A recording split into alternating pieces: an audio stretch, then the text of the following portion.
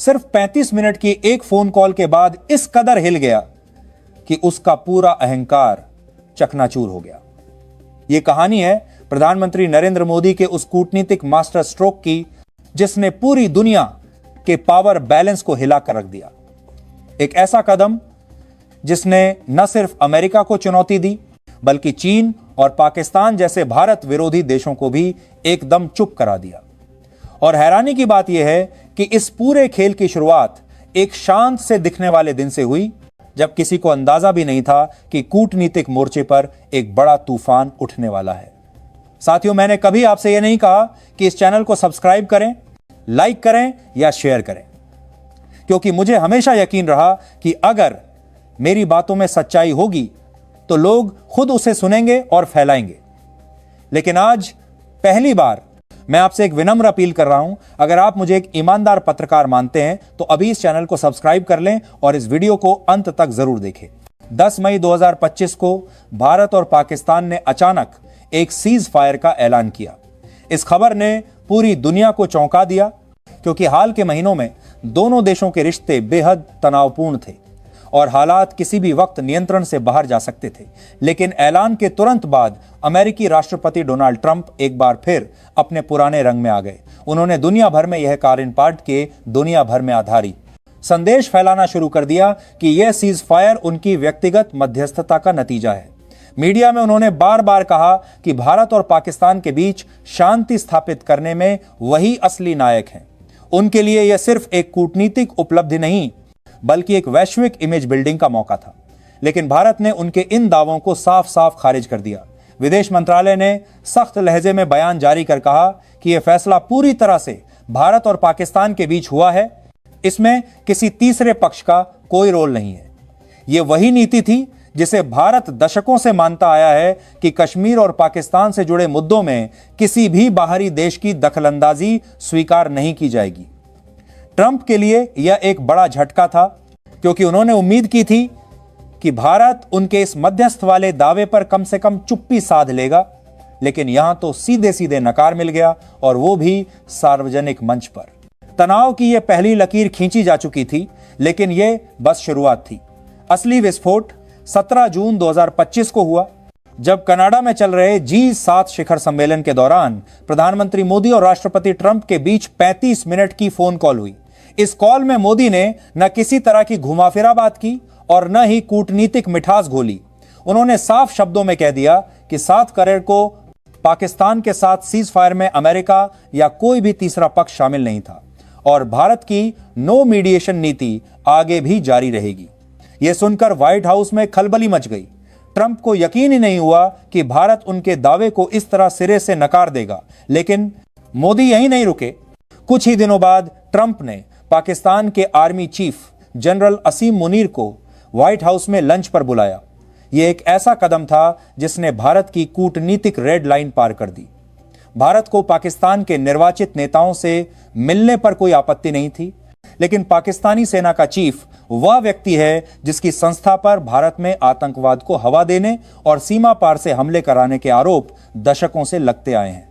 ऐसे व्यक्ति को व्हाइट हाउस में बुलाना उसे कूटनीतिक मान्यता देने जैसा था। भारत ने इसे अपनी संप्रभुता पर सीधा हमला माना। व्हाइट हाउस में जनरल मुनीर का स्वागत करना केवल एक शिष्टाचार नहीं था, बल्कि यह एक गहरा संदेश था कि अमेरिका पाकिस्तान की सेना को क्षेत्रीय राजनीति में एक वैध खिलाड़ी मानता है। और यहीं पर मोदी और ट्रंप के बीच तनाव खुलकर सामने आने लगा। फोन कॉल में मोदी ने इस लंच को लेकर अपनी कड़ी आपत्ति भी जताई, लेकिन ट्रंप ने इसे अनसुना कर दिया।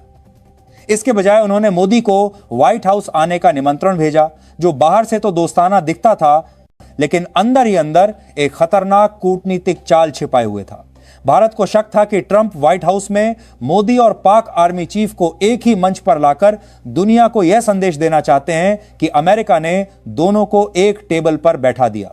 यह भारत के लिए एक जाल था, एक ऐसा ट्रैप जिसमें फंसना उसकी दशकों पुरानी विदेश नीति के खिलाफ होता। और यहीं पर आया वह पल जिसे आज भी भारत का इंटेलिजेंस मास्टर स्ट्रोक कहा जा रहा है। प्रधानमंत्री मोदी ने इस निमंत्रण को बेहद विनम्रता से ठुकरा दिया।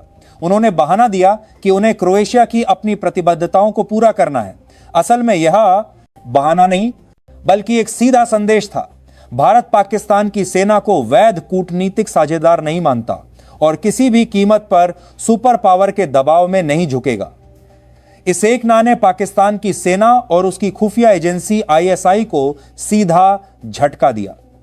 इस्लामाबाद को साफ संकेत मिल गया कि व्हाइट हाउस में बैठकर भारत के खिलाफ साजिशें रचने का दौर खत्म हो चुका है। मोदी की इस ना से ट्रंप का अहंकार बुरी तरह आहत हुआ। उन्हें विश्वास ही नहीं था कि भारत का प्रधानमंत्री उनके व्यक्तिगत निमंत्रण को ठुकरा सकता है। इसके बाद से ट्रंप और उनके प्रशासन का रवैया भारत के प्रति पूरी तरह बदल गया। उन्होंने सार्वजनिक रूप से भारत की आलोचना शुरू कर दी, भारत की अर्थव्यवस्था को मृत करार दे दिया और फिर 50% का भारी भरकम टैरिफ लगाकर आर्थिक युद्ध का ऐलान कर दिया।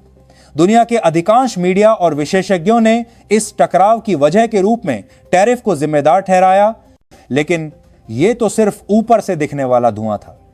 असली आग तो उस फोन कॉल में लग चुकी थी जब मोदी ने ट्रंप को साफ साफ ना कह दी थी। अब सवाल उठता है, क्या मोदी का यह फैसला जल्दबाजी में लिया गया था? क्या अमेरिका जैसे महाशक्ति से टकराना भारत के लिए खतरनाक साबित होगा? इसका जवाब है नहीं, क्योंकि यह पूरा कदम एक सोची समझी गहरी और बहुस्तरीय रणनीति का हिस्सा था। मोदी जानते थे कि अमेरिका का गुस्सा भारत के लिए एक कूटनीतिक हथियार बन सकता है। उन्होंने इस टकराव को रूस, फ्रांस, ईरान और उन सभी देशों के लिए एक संदेश बना दिया जिनके अमेरिका से रिश्ते तनावपूर्ण हैं। संदेश ये कि भारत अब वॉशिंगटन का मोहरा नहीं बल्कि एक स्वतंत्र शक्ति है जो अपनी शर्तों पर खेलती है। इस संदेश का असर यह हुआ कि रूस और फ्रांस के साथ भारत के रक्षा और व्यापारिक सौदे और तेज हो गए। पर्दे के पीछे एक और दिलचस्प खेल चल रहा था। अमेरिकी रक्षा प्रतिष्ठान यानी पेंटागन ट्रंप की व्यक्तिगत राजनीति से अलग सोचता है। वह भारत को इंडो पैसिफिक में चीन के खिलाफ एक महत्वपूर्ण सहयोगी मानता है।